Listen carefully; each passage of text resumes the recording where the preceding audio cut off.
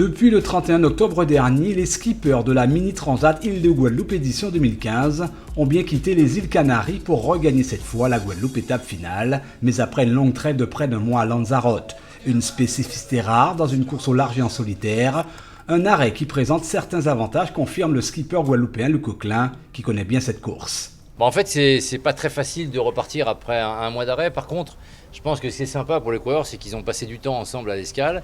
Ils ont eu le temps quand même de visiter Lanzarote, de se refaire une santé, de bien préparer les bateaux. Et donc c'est un nouveau départ, on va dire, en pleine forme pour tout le monde, même si la première nuit n'a pas été simple. Ils ont eu du vent fort.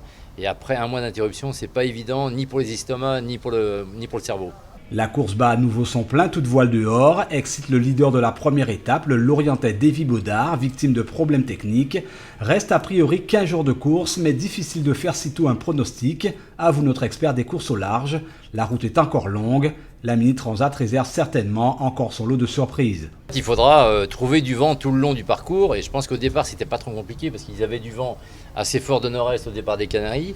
Après, il fallait peut-être pas non plus faire la route trop directe, parce qu'en fait, ils savaient qu'un peu plus tard, il y avait des calmes sur la route directe. Donc c'est vrai qu'on voit bien qu'une grande partie des coureurs sont descendus presque aux îles du Cap-Vert, parce que les premiers prototypes sont du côté du Cap-Vert, et les bateaux de série aussi, on va dire que les premiers, ils sont un petit peu plus haut que le Cap-Vert, mais ils ont quand même pris une route sud. Je pense qu'ils se doutent un petit peu qu'au milieu, ça va être mou, et qu'il faudra aller chercher ce qu'on appelle l'Alizé profond, c'est-à-dire à des latitudes qui sont à peu près les latitudes de la Guadeloupe.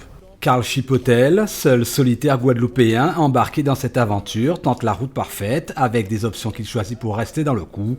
Qu'importe sa rétrogradation au classement provisoire, actuellement 33e sur 44 concurrents dans sa catégorie, Luc Coquelin est optimiste pour les quelques 3000 milles nautiques de la deuxième étape, peut-être un avantage pour le skipper saint-anais.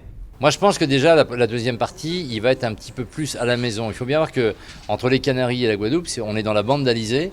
Il y a des phénomènes, on va dire, de microclimat comme les grains, comme à la limite les rotations d'Alizé en fonction de la journée, les moments où il est plus fort, plus faible. Ça, Carl, il connaît.